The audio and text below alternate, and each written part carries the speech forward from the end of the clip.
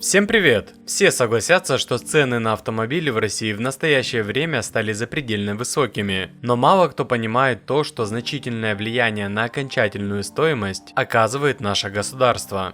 Это происходит из-за многочисленных налогов, акцизов и пошлин, которыми облагается автомобиль. Сумма этих платежей зачастую превышает цену самого автомобиля. После обдумывания этого вопроса я решил провести расчеты и определить, какова была бы стоимость автомобилей в России без всех налогов, пошлин и наценок дилеров. Для иллюстрации взял несколько интересных и популярных среди российских покупателей моделей китайских автомобилей. Начнем с Jetta VA3, который является упрощенным аналогом Volkswagen Polo, хорошо известным в России.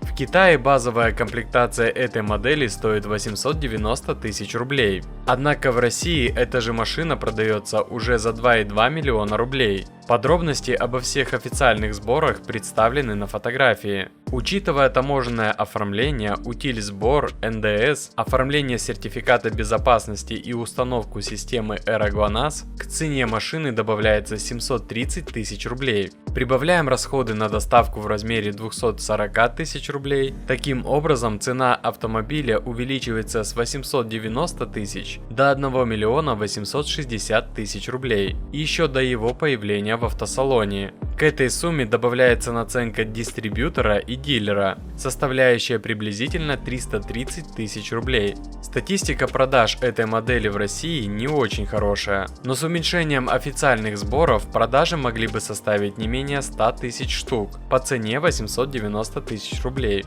Сейчас цены на новые авто просто космические. Думаю, лучше обслуживать свой текущий автомобиль и кататься дальше. К примеру, на Автоспот можно не только найти лучшее предложение по стоимости ТО в вашем городе, но и посмотреть рейтинг сервиса и отзывы реальных клиентов. Если вам нужно пройти ТО, сделать диагностику или ремонт автомобиля, как у официальных дилеров, так и в независимых проверенных автосервисах, то заходите на автоспот.ру. Для вас сервис абсолютно бесплатный, ссылка будет в описании. А еще на Автоспот вы можете найти скидки на новые автомобили до 200 тысяч при покупке за наличные. Даже китайский Москвич 3 за 2 миллиона рублей без наценок стоил бы 700 тысяч рублей. Geely Tugela за 3,6 миллиона рублей без учета налогов обошлась бы в 1,5 миллиона рублей. Chery Tiggo Pro Max, который сейчас продается за 3,7 миллионов рублей, стоил бы 1 миллион 370 тысяч. Из приведенных примеров видно, что такие завышенные цены на автомобили обусловлены не только жадностью дилеров. При ввозе автомобилей большую долю переплаты составляют налоги, сборы, затраты на оформление и доставку. Склады уже забиты машинами под завязку. Пора снижать цены и налоги, а не поднимать как АвтоВАЗ. Но думаю, ему осталось недолго. Итог очевиден. В России слишком высокие официальные сборы, что просто лишает людей возможности купить новый автомобиль. Даже в зарплате разница между начисленно и на руки около 40%,